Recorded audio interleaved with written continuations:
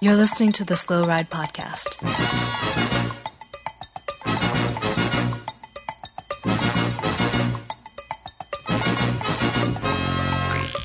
Bikes, advice, and rumors straight from the source. TheSlowRidePodcast.com and on Twitter at TheSlowRidePod.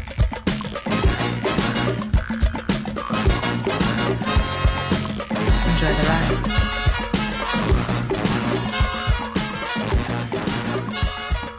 Hello and welcome to the 358th episode of the Slow Ride Podcast. This is Tim in Orlando, Florida. This is Matt in Minneapolis. And this is Spencer in Holyoke, Massachusetts. You guys, we are on the cusp of the fourth rest day of the Vuelta.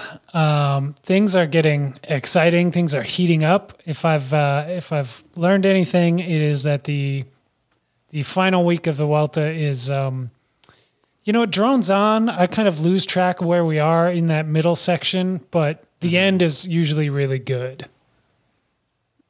Yeah. Tim, you want Sorry. I was flagging someone's ride on Strava. They took a KOM from me, and clearly they were in a car. I'm now back. What were we talking about again? Well, Spencer thinks the Vuelta is really long. You think the Vuelta is really short, and I think it's just right. Is this like a Goldilocks sort of a Goldilocks Volta sort of thing? We're gonna prove that it's actually the perfect length at 3 weeks, and it was exciting. Well, I think it's the predetermined nature of it. It's like a professional wrestling met a cycling event. We all knew Roglic was going to win, that it was not going to be very exciting in the GC. I was, in fact, correct by this. And I think some curveballs were thrown. I think some curveballs were thrown in the last couple of days. Is the curveball a solid 4 minutes and 42-second win over Henri Camas? I'm not pretty significant little guy. I'm not debating that Roglic was head and shoulders above the rest, but there is more than one GC position that matters, which sometimes the top 10 is considered important. Sometimes we just go 5 a wide-angle podium, and sometimes the top 3, and the top 3 was pretty spicy the last couple days there. Look, who got third place in the 2017 Vuelta? Oof, damn you. Yeah. Wiggins.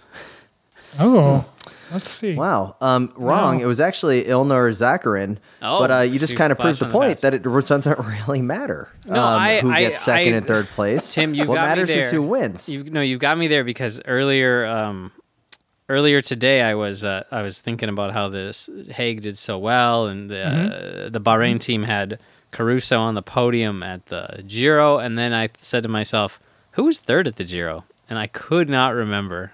And I still haven't gone to look it up. So no, you're right, but it's a launching pad for future success. Yeah, just ask Roglic, who's now won 3 Vueltas and how many tours? Man, Tim, you are like the most negative person. I'm on fire today. A guy wins 3 Vueltas in a row, and you want to bring up his one downfall. Jack Hague gets third on a podium, and you want to compare him to Zakarin. We're coming out hot tonight. It looks like the opinions are flying. Yeah. Obviously, I brought the feisty. This race was a week too long because things got heated from last week to this week. And in the spirit of the thing, I do want to bring up that when we were talking about the top 10 or whatever an episode or two ago, little guy, I think Tim asked if Mentees would get in the top 10, and little guy said, "Oh yeah, a bunch of guys will drop out like Hague. He won't stay there." And I said, No, "Little guy, have you been not paying attention?"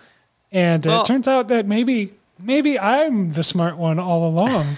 You're right about Hague this year. I his past results have not exactly been that he was going to get on the podium in a Grand Tour, but that Bahrain team,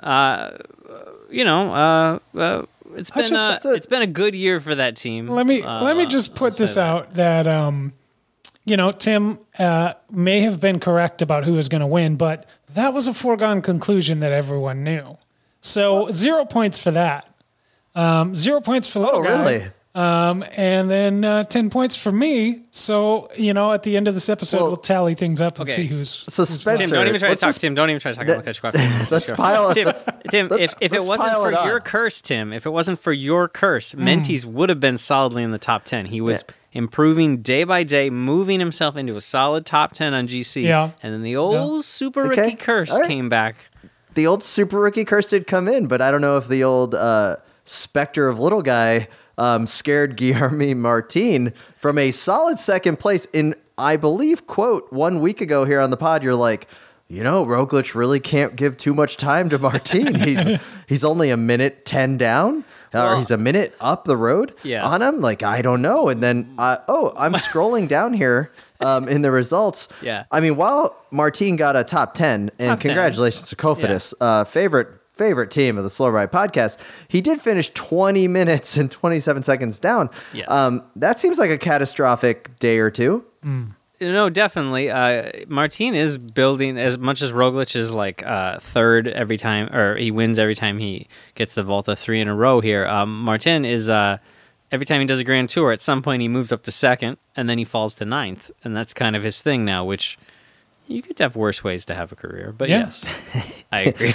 Okay, so overall, the Vuelta has been pretty good. Can we give shout out to 16th place GC finisher? Oh yes, Clement Champouzin of AG2R Citron.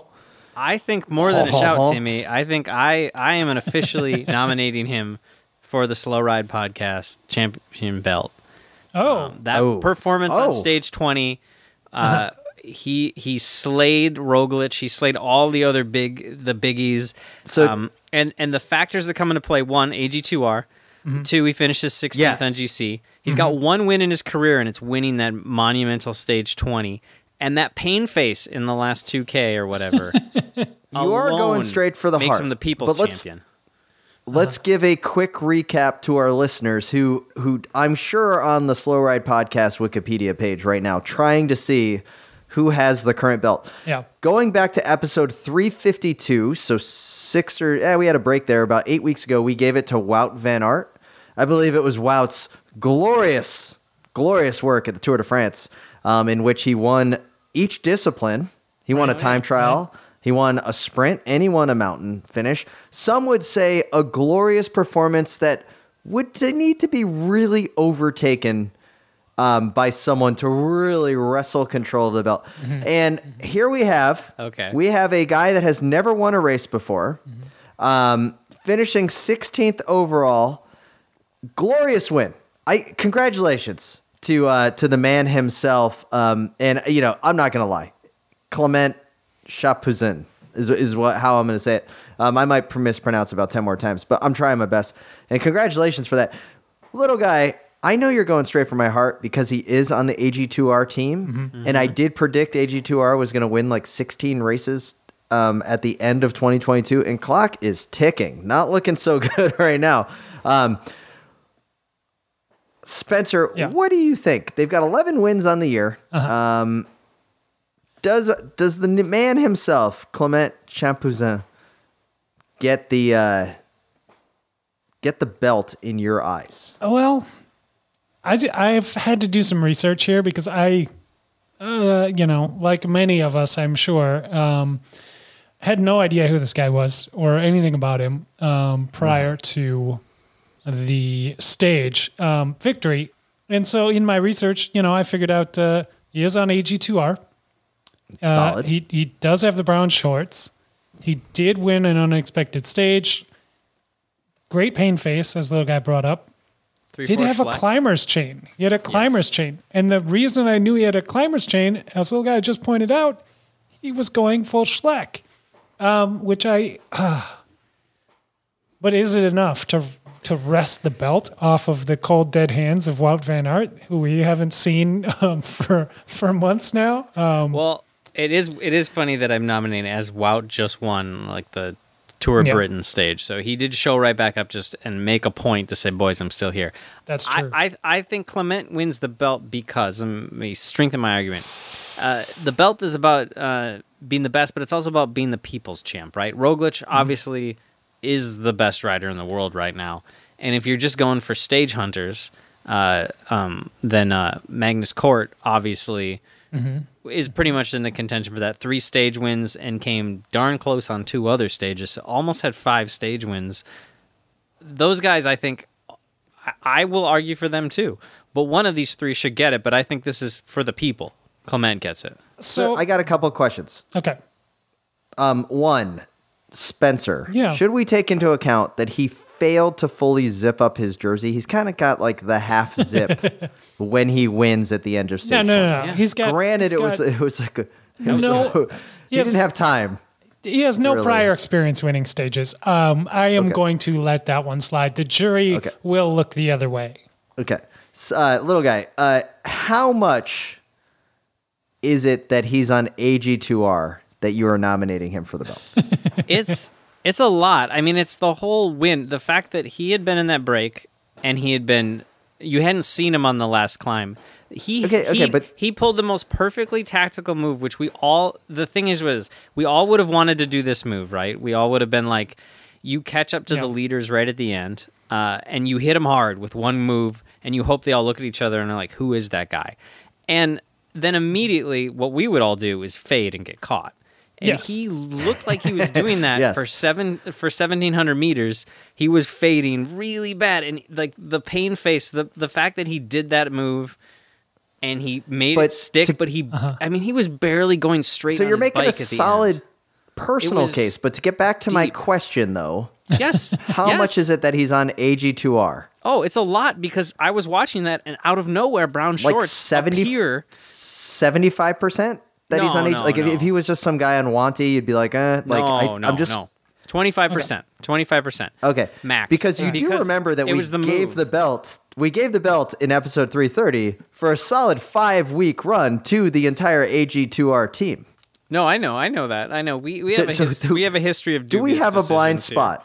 I think we do. We have a blind do. spot to AG2R? I don't want to throw a curveball, throw a monkey wrench into this whole thing because I did not know we were going to be having a Slow Rides podcast championship belt discussion this evening. I feel like this has been kind of pulled on us out of the blue. Yeah. This is some left field little guy magic. I tweeted that I was going to do this, so I don't read Twitter, but I was not. I was not prepared to have this discussion. But as we're having it, a thought occurs to me that maybe I also need to put forward a nomination for the belt. Okay. And it is also much like Little Guy's nomination, based on emotion, based on feeling, based on not performance necessarily. Mine is. I mean, winning a stage is pretty good, but that's beside the point. He's rolling, little guy. Let's let him go. I'm rolling. I'm on a roll here. Just bear with me. I'm coming up with this on the spot. And we have this on the agenda to talk about, so I think it's okay. But a good friend of the pod, Mitch Docker, crashes out of the Vuelta, breaks an elbow, cannot most likely ride Paris-Roubaix, which was going to be his final race. Are we sure of this? And we're not sure. No. But I'm thinking as a ode to the greatness of the career of Mitch Docker, perhaps we give him I feel like it'd be wrong to say ceremonial, but like give him the belt as a way to go out on the top instead of in the medical car. Okay, 2 things here. One is, Mitch, you might just want to put the earmuffs on. Bad guy Tim coming out here. I don't think we need to do the gratuitous belt gift to Mitch Docker because if he shows up and when the career is officially over, as of this moment, I have yet to see an announcement that the career is completely over. So I don't think we need to put the sunset on. I agree that Mitch Docker at some point will be getting the Slow Ride Championship podcast belt, but he needs to earn it. And unfortunately, right now, I don't know if the earning has happened yet. Wow. To take it away from Wout van Aert, and that's not a knock. I think Mitch continues to put in the heavy lifting of amazing podcast episodes. Just had one of our favorite riders, Femku, on the Oh pod. yeah. That was a great one. Great episode. I didn't know that he was living in France this whole time and that they've been on the team, 3 different teams together. I loved it. But anyways, I digress. Spencer, I am going to veto the Mitch Docker championship belt. Really? And I don't think Mitch is going to take that one personal. No, I'm gonna veto it too because he's gonna show up to Roubaix and crush it, and then he'll deserve the exactly. belt. Like I think that he's gonna show up. So you guys are officially challenging Mitch right now to heal up his broken bones quickly Yes. enough to race Paris-Roubaix. Yeah, In which Even- his even if he reward doesn't- for that will be a championship belt. well, and the win. his reward, no matter Reward what, will at be some the point, win, you know. is to come on the podcast. At which point he can then make the case to us on why he deserves the championship belt. Okay. That might be the. I'm gonna veto the Mitch right, Dogger all right, because okay, it doesn't all right. it doesn't doesn't overtake It's Wout off van the Aert. top of my head. I just No, I had a feeling. Much like little guys, gonna put it and out there. I just don't think we can take away from Wout van Aert for Clement Champuzin. All right, Great then- episode. It then was let's great. give It was the it- third then- week of the Vuelta. Let's give it to Magnus Cort. Who? now you're just dishing out belts. Little guys just made the making up argument- names. I made the argument a minute ago, which was like, if Clement doesn't deserve it, Roglic is obviously he won 4 stages and the Volta, and Cort won 3 stages and almost won 2 other stages. Those but guys. Wout van Aert won. Wout van Aert won today, just to further reinforce. I know. I already said that. I agree with you. I made all these points, but I still think one of these 3 guys deserves the belt over Wout because Wout hasn't been doing anything. I'm going to go one step further. Oh. I think Nino Schurter should have the championship belt because he just won his 18th world championship on the mountain bike, or Greg Minnaar. So suddenly we need to have multiple championship belts. All right, let's move on. Maybe we just I- have to table the belt for a while, I think, because I don't Tim- think we have any Hang on. consensus here. Tim, are you officially vetoing Clement Champussin from AG2R Citron? Yes, even though he got 16th place, even though he's on AG2R, even though he won the best stage of the Vuelta, Okay. still not up All to the right. level. I need one more week of Wout van Aert. I am still officially, my position on this is undecided, but since there is a veto vote, it's not going to pass. So I'm just going to abstain, I guess, from this one. Oh, so go back to your district and tell your constituents that, you coward. All right, fine. Let's move back. That's fine. Let's move back to Volta talk then. You guys, what about this guy named Sepp Kuss? Everybody complains that he isn't consistent, and he just pulled 8th place overall. Is he America's next Greg LeMond? Well, now that Dan Martin is retiring, I think that it is up to Sepp Kuss to carry the Stars and Stripes to the next podium. Some would wonder, is he the next Bobby Julich? Out to the pasture really quick, aren't you? I mean, Rusty Woods is still our best GC rider. That's true. Oof. Okay. More Okay. serious talk. Serious talk. Yeah, serious talk. I love Rusty Woods. In fact, Rusty Woods, huge fan of the pod. Also huge agrees that it was a sad day for American cycling when Dan Martin retired. So yeah. he knows it. He's going to come on the pod. I would love to see a showdown between Sepp Kuss and Michael Woods to see who is the real Captain America. Because, to tell you the truth, Sepp Kuss, what he did, riding in full support of Roglic, looking pretty good today in the TT. Yeah, looking great. Yeah. I mean, 8th place overall is nothing to sneeze at, and that has been the thing, that he hasn't been consistent, and he definitely improving. I don't know. It's pretty great. I got an idea. I'm going to nominate Sepp Kuss for the championship belt. Just kidding. Just kidding. Just wanted to see that angry face You on know- yours, little guy. You know what's crazy? I just looked up, because last year Sepp got 16th, right? And this year he got 8th. He finished 16 minutes down last year in 16th place. Like, man, it was a lot closer last year. The Volta. He basically did the same race, and he finished much better. So maybe he isn't improving.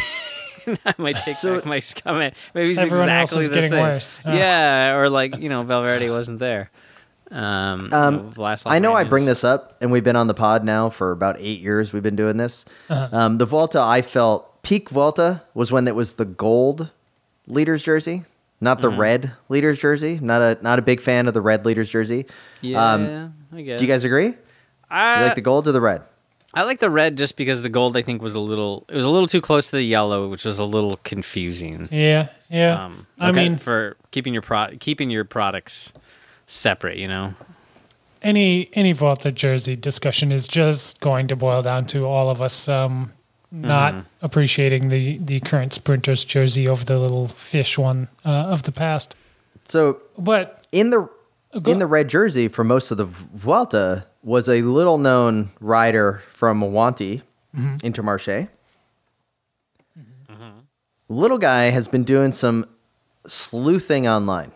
He's our wordsmith proper. Little guy, what is the update that we have on, I guess, one of our favorite riders? Well, Christian Eiking Odd.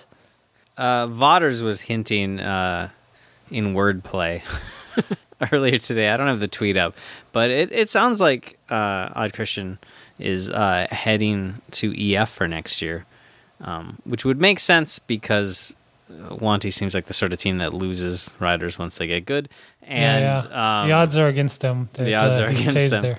But also, EF has a lot of riders retiring and a fair number of riders leaving. I think they have 30 riders right now, and they only have 13 currently signed up for next year. So they've got a lot of spaces to fill on that team. Well, they could that's do a big one, pickup. and they could just... Well, I mean, I don't know. It's kind of long odds that they sign a guy like that. So good, Spencer. Twice in 60 seconds. I'm like, you don't even have a kid. These are some top quality dad jokes. I'm loving it. Keep it going. Keep it going, man. You know, I'd give it even odds that this deal happens. Me too. My sources are saying, he's an odds-on favorite for the position on EF. So good. I'm loving it. I like I said, him to EF is going to be fantastic. Suiting up next to Magnus Cort, one of my favorite riders. Some would say a candidate for the Slow Ride Podcast Championship belt, who had an amazing... And let's just say there were some players over at Roller Derby that cleaned up with the long odds on odds at 30-1 to hang on to that jersey.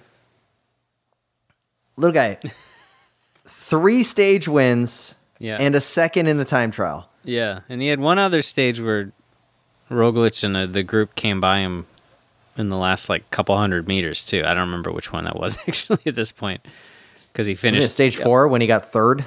I think it was stage. It might have been stage.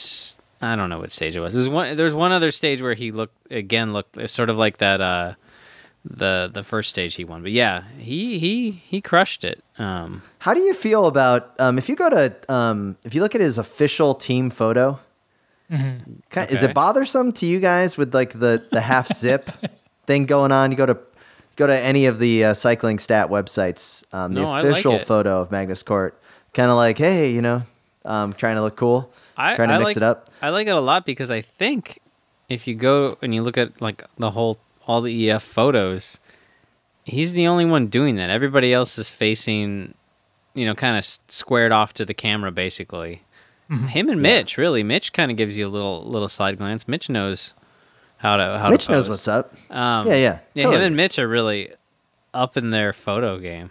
I like it. Maybe Vaughters should just start choosing people based off of the photo. That might actually help him out. That's how I build teams on Pro Cycling Stats. I just go through the photos, find the best hair. I could put together a hell of a team. So let's do our annual ranking of the Vuelta amongst the 3 Grand Tours. Okay. Little guy, amongst the 3, obviously first, second, third place ranking of the 3 Grand Tours this year. Now, just as a reminder, we have Roglic that took the win in the Vuelta.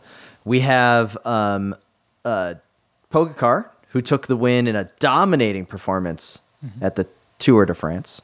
And then in the Giro, we had Bernal, who looked resplendent in the pink jersey over Damiano Caruso in second place. And, so, little guy, how do you just for little rank guy's these? reference, it was Simon Yates in third at the Giro. Simon Yates was what you were looking for.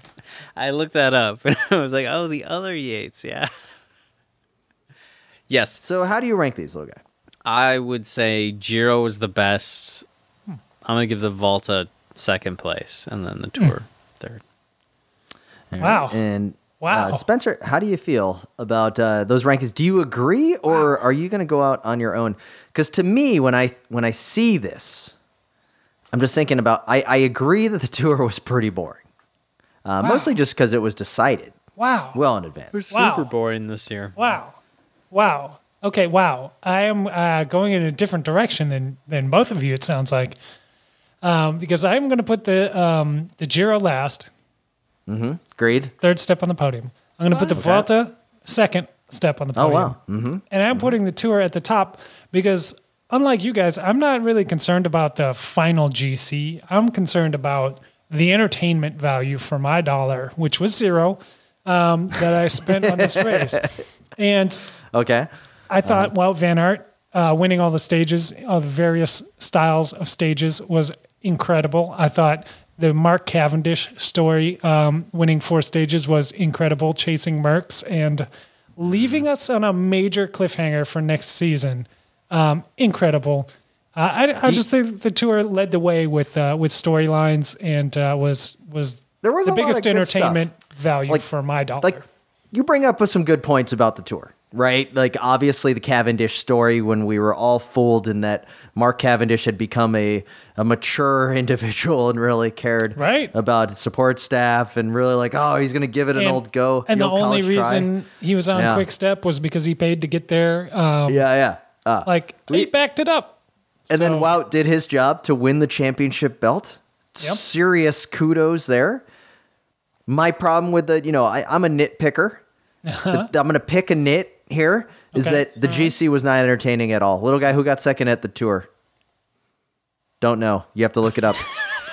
I can tell right You know, now. I Look in feel your like- eyes. I feel like I see your years reflection. ago, I could name years and years back, and we've been doing this so long that, and it's so like you got to get them in the head every week to do the show, that now I just have to shovel the facts out of my brain at the end. You know of what the best week part is? to make all of our space. listeners right now are going, who did get second at the Tour? I guarantee it. They're all listening, and they're like, oh, yeah, of course.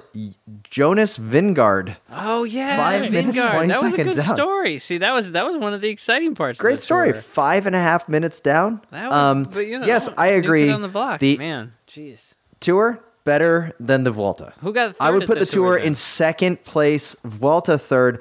First Yeah. is the Giro. I think overall, all of the Giro is great. One, absolutely beautiful. Love it. That's Second, also ended in individual time trial. They really know how to just capstone the event.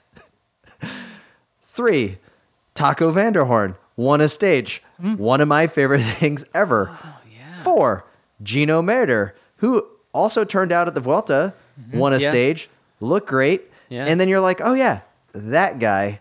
And I got to admit, one of my favorite things about it, several Italian stage winners at the Giro d'Italia. Oh yeah. Probably one of the coolest things.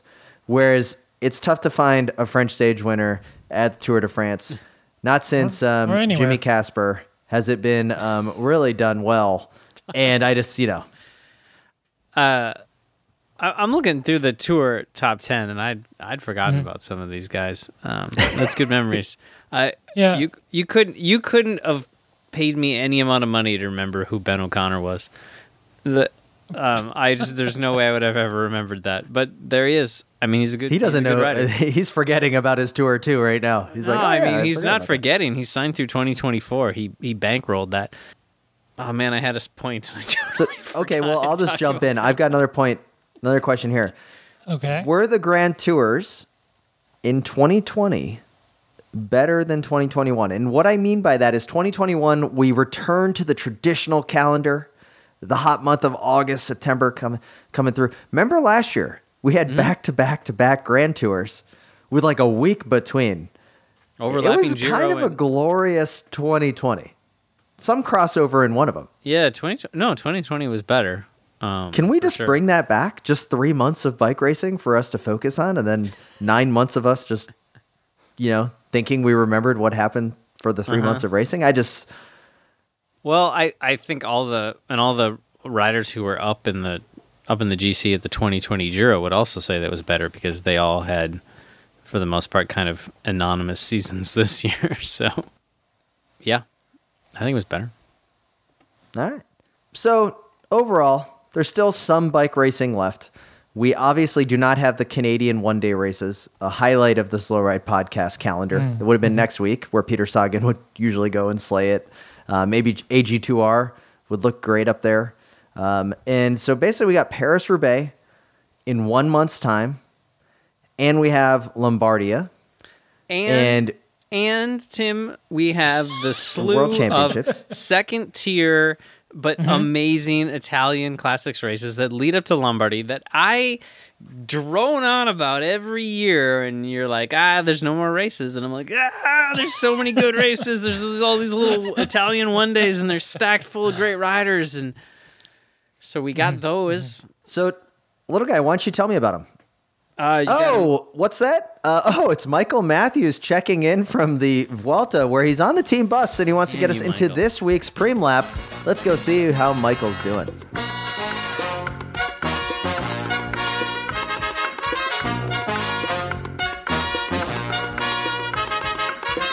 This is Mitch Stocker, and you're listening to the Slow Ride Pod.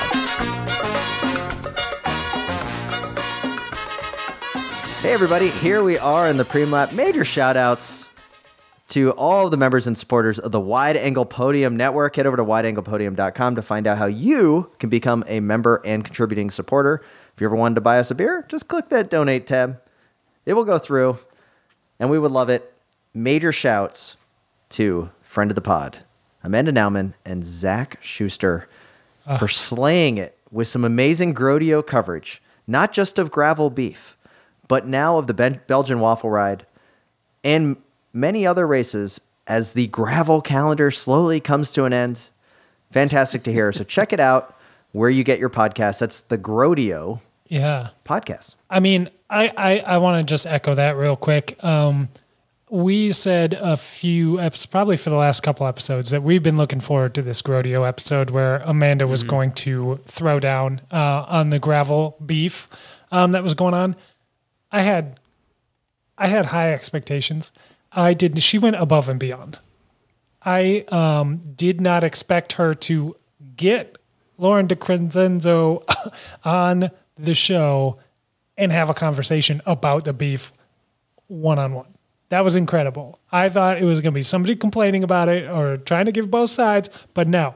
They had both the main players in this drama. What's amazing, talking about it. The best part was like Amanda just picked up the phone and called, whereas like we would just be like, oh, let's talk about it and not actually go to which we one did. of the people involved, which is what we do. And actually now we should do our part to just critique. Fantastic work from Amanda having the conversation and to really just get it all together. Which doing what all the real cycling media hasn't done yet, like incredible stuff. It was good. Loved it. Still a little too naive for my liking, but I will say this, like Amanda said and Lauren said, is that there's really no point for the men to be involved in any of this race. Just let them hash it out. We get to watch from the sidelines and watch some fantastic bike racing, which is what we all want. So I'm excited for that. It was a nice conclusion that I had from the Grodio pod. Shouts to Amanda Nauman. And then also Amanda Nauman will have a curious case of promoter legs in the middle of September with the Mammoth Tough race that she puts on out in the Mammoth Resort area of California. Best of luck in that race that it gets to happen despite all of the forest fires in the area. Yeah. And we'd also like to thank Buckler Skincare for their continued support with Buckler Skincare's very own Miracle Wap Chamois Cream. Head over to bucklerskincare.com to find out more. And the good folks over at Grimper Brothers for their 2 exclusive Wide Angle Podium coffee blends, wideanglepodium.com/coffee to get the best tasting beans in the business. Absolutely. Let's get back to the show.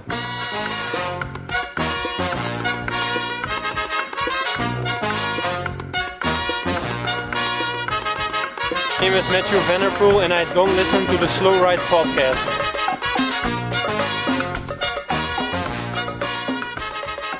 All right, here we are. Look, I totally agree. Can't wait for these Italian classics to come around the corner. Can you do me a favor now that there's no bike racing for the next few weeks before the Roubaix? I would love a top 10 list of why I should watch these races, and I'm sure our listeners would love that too. I don't want to put you on the spot.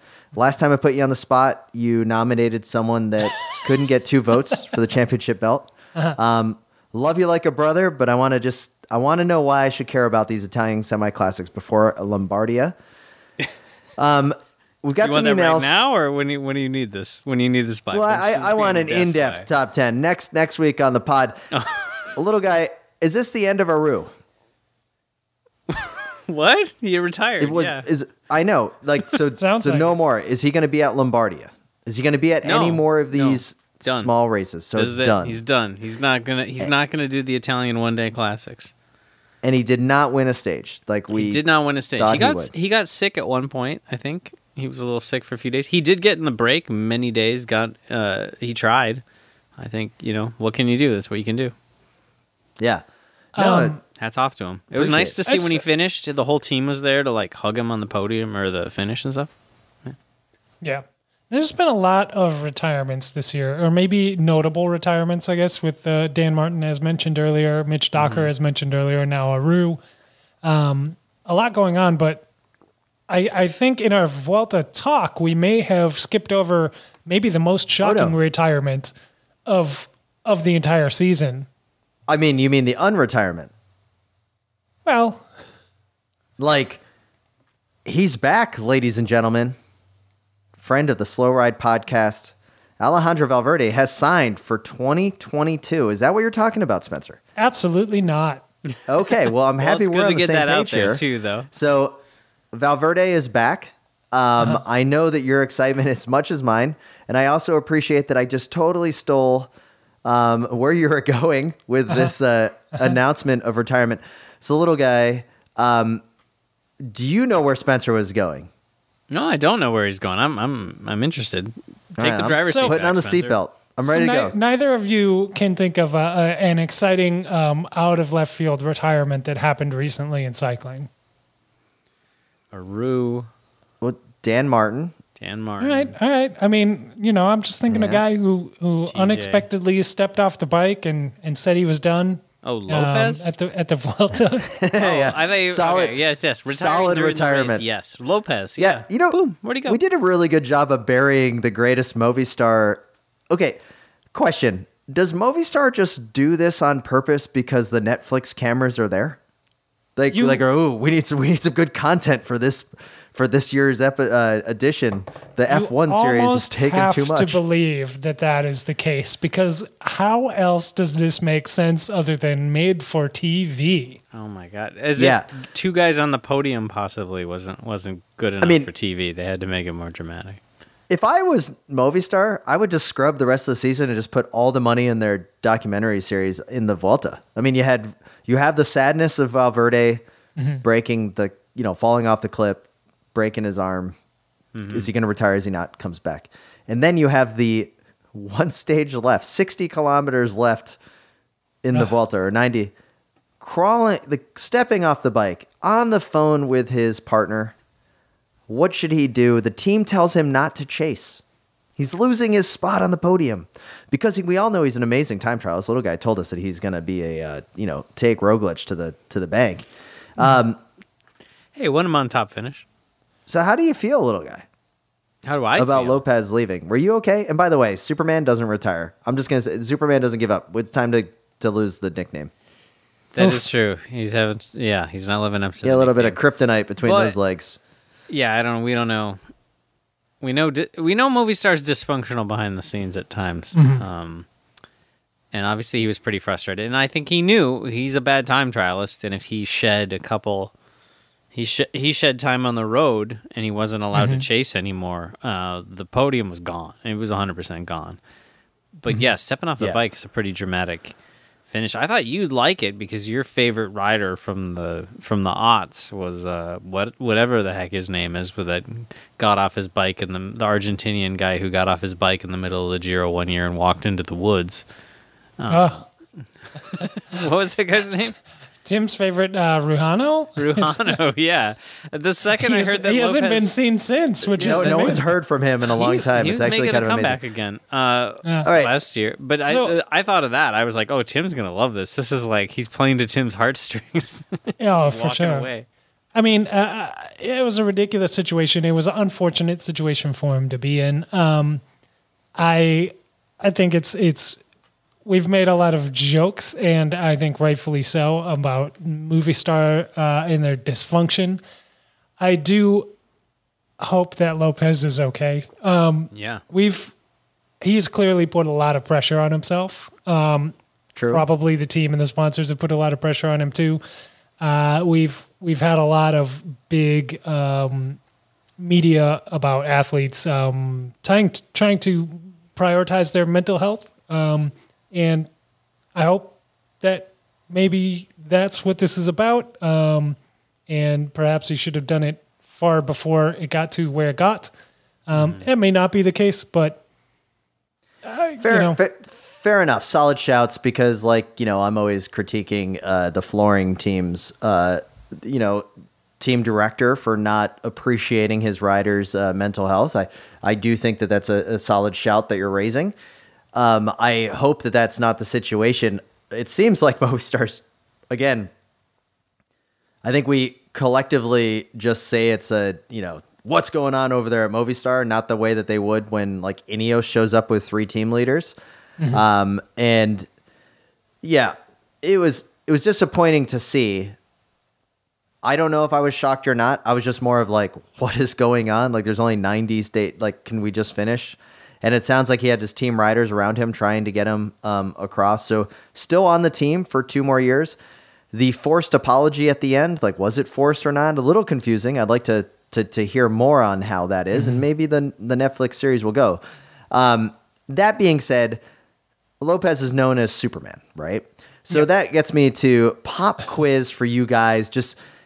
There's a new comic book Marvel movie that came out this weekend. The Shang-Chi series of Black Widow came out about a month or 2 ago.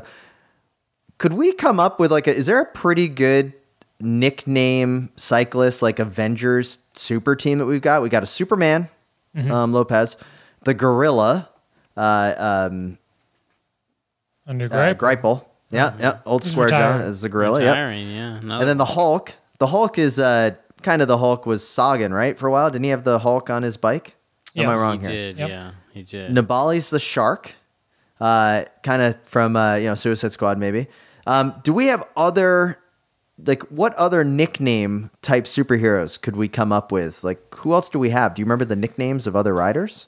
Famously, Stephen Kreiswijk is known as the Snowman. I don't know if that has gone further than this podcast, but he's kind of like Mr. Freeze, so that's pretty good. Is there any other nicknames, little guy, of perhaps a furry type rocket type character from Guardians of the Galaxy that could be filling the void on the front steps of our team? Looking for the hedgehog, little guy. The Hackney hedgehog. Yeah. Tail Gegenhardt, the Hackney hedgehog. Thank you for filling that one in for me. Great. I've been working on that one. Unfortunately, he's had kind of an off year, so it hasn't been easy to promote. That was a really long play for just an amazing payoff. I appreciate it, little guy. Thank you. So yeah, Spencer, thank you for bringing up the retirement of Lopez mid-race, and then obviously Valverde, aforementioned, not retired, coming back for next year. Absolutely stoked. You'll have but as to always, see that. It is that time of the show where we, at this point, are already well into an email, but we've got 2 quick ones. Jennifer Kratz, longtime friend of the podcast. Jennifer Kratz, the one that told us about the banana in the bib short by sending us the picture on A1A. If you may remember, the rider without a jersey had the banana coming out of the back. lower back. Amazing. Shorts. She sends us another picture. I think Jen is a very good on TikTok and Instagram. This one is of Mrs. and Mr. Corinne Rivera, an engagement photo. I don't know the gentleman's name. That is to be wed to Corinne Rivera, but he is wearing a Shawamigan Fat Tire Festival shirt. Fantastic. It is the same shirt that the three of us have from you when you may remember when I beat you all at the largest and best Fat Tire mountain bike festival in the country up in Hayward, Wisconsin. So yeah, how awesome is that? Yeah, it's pretty cool. We guess we need to figure out his name and see if we beat him. I mean, that's obviously the next step is to look him up on Bike Rage or something. And we probably should. But congratulations to them. Thanks for the email, Jen. Yes. And fantastic to see the Shawamigan so widely seen. What a wonderful race. Hope we get to do it again, guys. I think we should in lieu of our failed attempt at the follow-up throwdown there in Kansas. Maybe we just need to stick to what we know and redo a second Shawamigan where Tim doesn't cheat this time. Well, that's why we were going to be on a tandem so that I could actually just literally drag you across the finish line, like I probably should have done at Shawamigan. Another email. This one comes to us from Paul Nithsdale. Hi, to help with your cycling viewing, I have, for the Vuelta, paid Discovery Plus UK £29 for a year's contract. This is the answer. How the UK or how Europeans watch cycling? Yeah, so they have Discovery Plus. You can get the 29 extra pounds. That's like 15 US. Sounds like it's like $100. Yeah, 29 pounds is probably like 50 US. And then he also has Eurosport 1 and 2. So he's watching the Benelux race. EF wins the stage. And he's also able to flip to mountain biking. By the way, Evie Richards, on fire in the World Championship kit. Looking amazing. Absolutely. Yolanda Neff has got that amazing bike we talked about. Not sure if the other is still there, but it is a bargain if it's worth it with your VPN. So Paul goes the route of skip the flow, just get the VPN. He understands. Okay. $130. So that's the tip then for the Americans who need to see everything. Just get your VPN set up and get those subscriptions mentioned. Yeah, just get the Eurosport. Seems to be the way to do it. All right. So, That is great tip. Matthew Pryor sent us an email a while back. He says, Dear Slowride, it's great to hear how you're calling out Patrick Lefebvre a few weeks ago. He is a cancer in the sport. He perpetuates a toxic culture, damages riders' mental health, and generally hurts the sport's image. I'd like to suggest you start to shut him down at least here.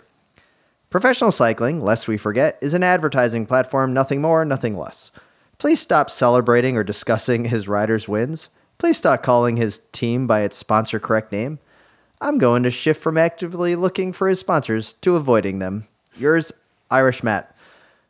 Ballsy move here from Matt. Appreciate the email. It's going to be tough to overlook what the flooring team results are. They've got some solid riders. I mean, to be fair, I think we've been calling them Quickstep pretty much all year, and that is not their official team name. That's true. Although Quickstep is still a sponsor. Taking the time to learn their real name.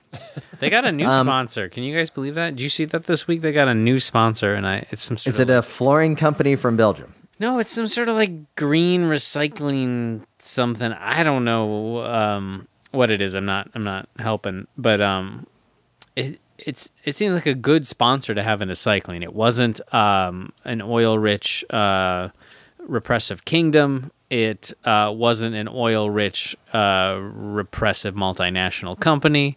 No, oil didn't seem to be involved. It was great. I felt really good about it. I'm sure oil is in the actual vinyl floors of... the vinyl floor is just oil. Yeah, it is just oil. Vinyl is very bad for the environment. Yeah. So... I did see that there's another new team sponsor, little guy, coming on. Yes. How do you feel about Drone Hopper coming in for Android? What is that? What are you talking about? What is this? So I have not heard about this. Yeah, I haven't seen a press release or anything about this, but I was looking at some Androni riders who ride for the Androni 4 million NASCAR team, sponsor team, and they were listed. Whoever I was looking at was listed as being going to Drone Hopper next year, and I was like, huh, that's weird. They're leaving the team. Well, then I looked at a different Androni rider. It said Drone Hopper. I was like, wait a minute. Androni's becoming Drone Hopper? So I looked it up. They're turning into Drone Hopper. It's a Spanish drone company. They I don't think they make drones. I think they like fly them and do stuff with them for you. But what will this mean for the jersey? I mean, this is huge. What does this mean for cycling sponsorship? I mean, what does this mean for their YouTube channel and presence on social media with the incredible footage they're going to have from every race from Drone Hopper? Right, and I'm really wondering if the jerseys are going to look better from above.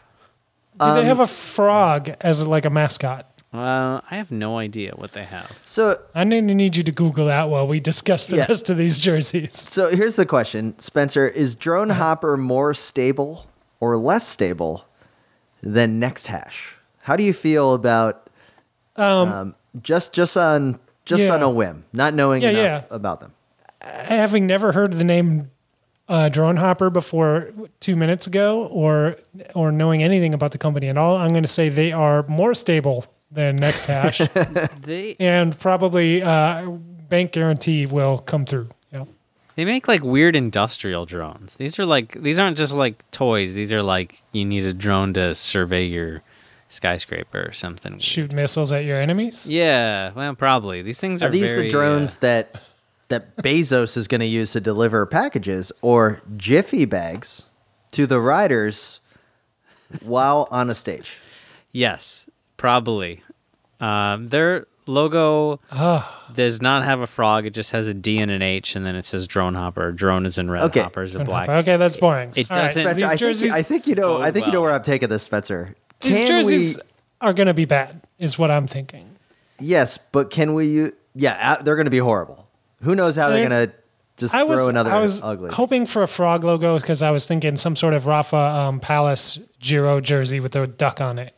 Was what I was hoping for. No animals. But I know that Tim is going in the direction of when your rider, a la Remco, rolls off the side of the cliff and needs to get rid of something from his pocket, the drone swoops in, takes it, and flies off, and no one's the wiser. How badass it would be they show up with no team cars. No team cars. And a rider gets a flat, and a drone just freaking drops out of the sky and drops a wheel. Like just that's drops where I was going on the ground. It bounces up far, and they change I do love how Spencer thought that I was assuming that it's, we got to hide the bottle, the finishing bottle. Here's the drone. I'm more with little guy that up above, the drone is watching. The drone knows all. Like, oh, you need a bottle? And it comes down. The DS job just got easier. You can sit in the hotel on the hotel's Wi-Fi all day, watching the race from above and passing out bottles as needed. Yeah. I'm starting to think the drone, this is, the environmental footprint of the tour and all these stage races of these cars burning diesel 2 miles up in the air can't be healthy for the ozone and for other things. No. A drone coming in, just swooping in when needed, could be pretty good. The only and then there's actually a battery. Like maybe they could replace the battery for the bike. Yeah, because they're gonna need charges on those motors inside the bikes every once in a while. Oh man, there's so many ways this could go. I mean, we're gonna get into if.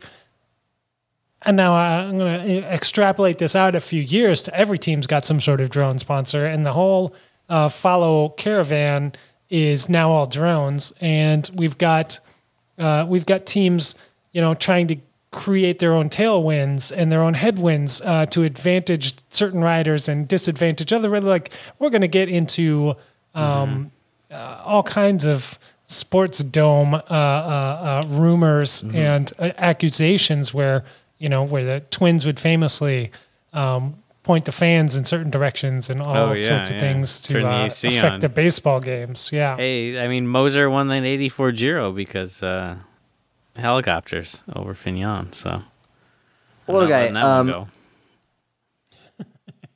Androni's not as good as it used to be. Fair enough. No. You agree? Oh, that's unfortunate because they were never very good. Well, no, you mean like the number of sponsors. I mean, the real question will be how many sponsors stay. If it's Drone Hopper / 43 other sponsors, we're still gonna have a good jersey.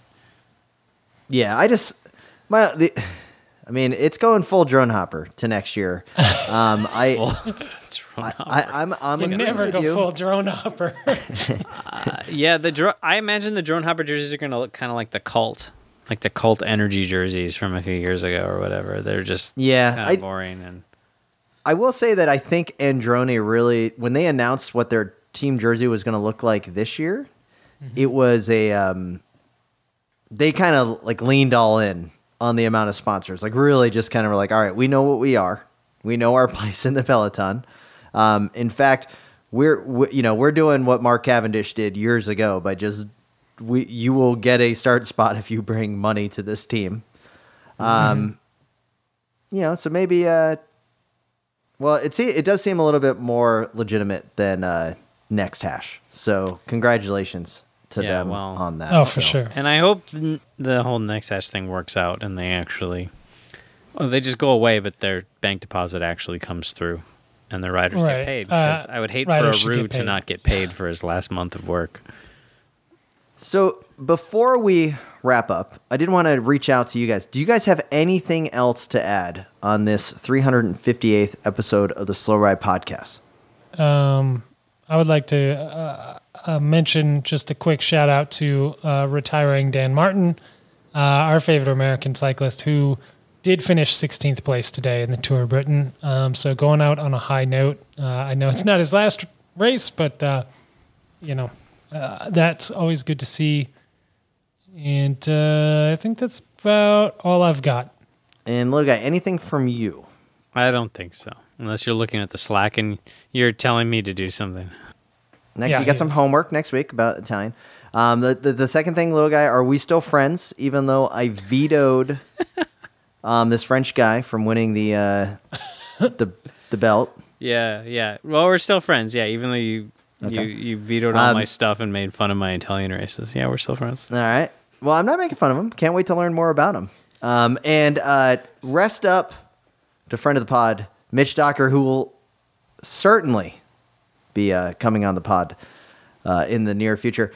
Gentlemen, as always, been fantastic to talk with you guys. And we'll be back next week to prepare you for the illustrious Italian semi-classics before Lombardia. And we got the World Championships coming up. Don't forget, don't sleep on that. Yeah. World Championships. Matthew Van Der Poel is going to take it. And that's a super rookie guarantee. With that, we'd like to thank BK1 of Rhymestars Entertainment for the intro and outro music. We'd also like to thank all of the members and supporters of the Wide Angle Podium Network. Head over to wideanglepodium.com to find out how you can become a member. And bucklerskincare.com for the Miracle Wap chamois cream. And if you like coffee, head on over to wideanglepodium.com/coffee for your very own Grimper Brothers coffee beans. This is Tim in Orlando. This is Matt in Minneapolis. And this is Spencer in Massachusetts, reminding you to always wave at your fellow cyclists when you see them out on the road. I messed that up, but that's okay. The Slow Ride Podcast. Bikes, advice, and rumors straight from the source. TheSlowRidePodcast.com and on Twitter at TheSlowRidePod.